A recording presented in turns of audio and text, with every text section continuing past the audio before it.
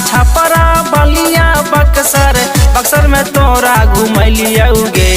यहाँ छपरा बलिया बक्सर में तोरा घुमलियौगे।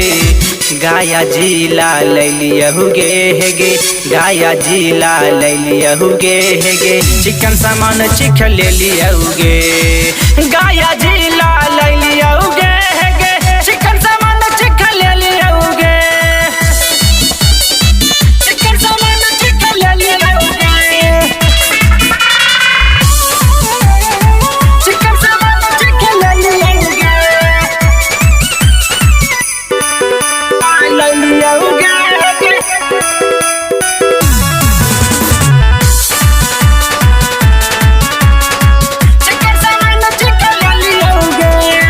तोहर जवानी लगोगे रानी जैसे रसगुल्ला गे।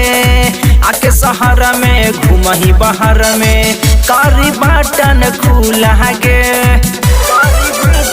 आगे छोड़ी तोहर जवानी लगोगे रानी जैसे रसगुल्ला गे। आके शहर में घूमही बहर में कारी बटन खुला गे। चढ़ल जवानिया तोहर गरानिया गोरे गल मिस दिलियौगे। चढ़ल जवानिया तोहर गरानिया गोरे गल मिस दिलियौगे।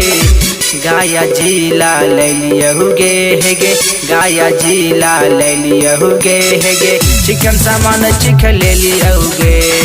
गाया जिला लैलियहुगे हेगे, चिकन सामान चिख लेलियहुगे। चिकन सामान चिख लेलियहुगे। चिकन सामान चिख लेलियहुगे।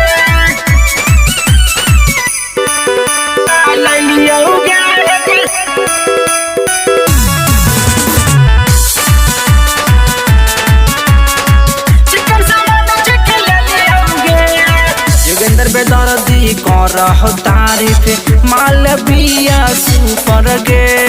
कर दिल खुश तू वीरेंद्र के रानी देख अपन ऊपर गे। सुनाएंगे योगेंद्र बेदर्दी करह तारीफ मालविया सुपर गे। कर दिल खुश तू वीरेंद्र के रानी देख अपन ऊपर गे। एने ओने हथवायापन तोर जवानी फेर दिलियौगे। एने ओने हथवायापन तोर जवानी फेर दिलियौगे। गाया जिला लैलियहुगे हेगे, गाया जिला लैलियहुगे हेगे। चिकन सामान चिख लेलियहुगे। गाया जिला लैलियहुगे।